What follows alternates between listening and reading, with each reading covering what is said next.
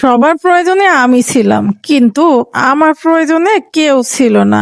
যতক্ষণ পর্যন্ত সবার জন্য করতে পেরেছি, দিতে পেরেছি, ততক্ষণ পর্যন্ত সবাই ভালোবেসেছে। দিতে না পারলে, করতে না পারলে তখন সবাই মিলে বদনাম করা শুরু করে দেয়। আমিও যে একটা মানুষ, আমারও কিছু চাওয়া পাওয়া থাকতে পারে, সেই কথাটা না মানুষ ভুলে যায়। আসসালামু আলাইকুম, সবাই কেমন আছেন? আশা করি সবাই অনেক বেশি ভালো আছেন। আর এই তো থালাবাটি ধুতে চলে এসেছি, আর দেখতেছি ফেসবুক, ইউটিউবে থালাবাটি ধোয়ার ভিডিও নাকি ভাইরাল চলছে। তো ভাবলাম আজকে তোমাদের সঙ্গে এই যে থালাবাটি ধোয়ার ভিডিওটাই শেয়ার করি।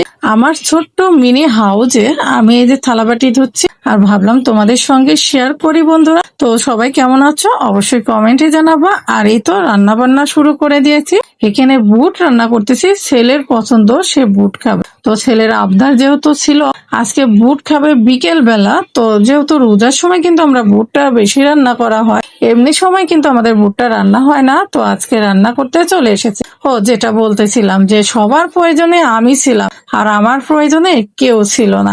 আসলে কেন এই কথাটা বললাম জানেন? যখন আমাকে সবার প্রয়োজন হয় তখন সবাই কিন্তু কত ভালোবাসা দিয়ে, কত মধুর ভাবে কণ্ঠে ডেকে তার প্রয়োজনে কাজে লাগায়। যখন কাজ শেষ হয়ে যায় তখন কিন্তু তারা আমাকে চেনে না। আর যখন আমি তাদের জন্য কিছু করতে পারি না, কিছু দিতে পারি না, তখন তারা আমার নামে এক ডালা বদনাম নিয়ে ঝুড়ি নিয়ে বসে যায়। তো পৃথিবীর নিয়মই এমন। সংসার জীবনে কত না কি হয়ে থাকে। আসলে আপনি যার জন্য যতটুকু করতে পারবেন তার জন্য ততটুকুই করবেন, তার বেশি কখনো করার চেষ্টা করবেন। তো যাই হোক, আজকের ভিডিওটা তোমাদের সঙ্গে শেয়ার করলাম। কেমন লেগেছে অবশ্যই কমেন্টে জানাবে। তো এখনকার মতো বিদায় নিলাম। আল্লাহ হাফেজ, আসসালামু আলাইকুম।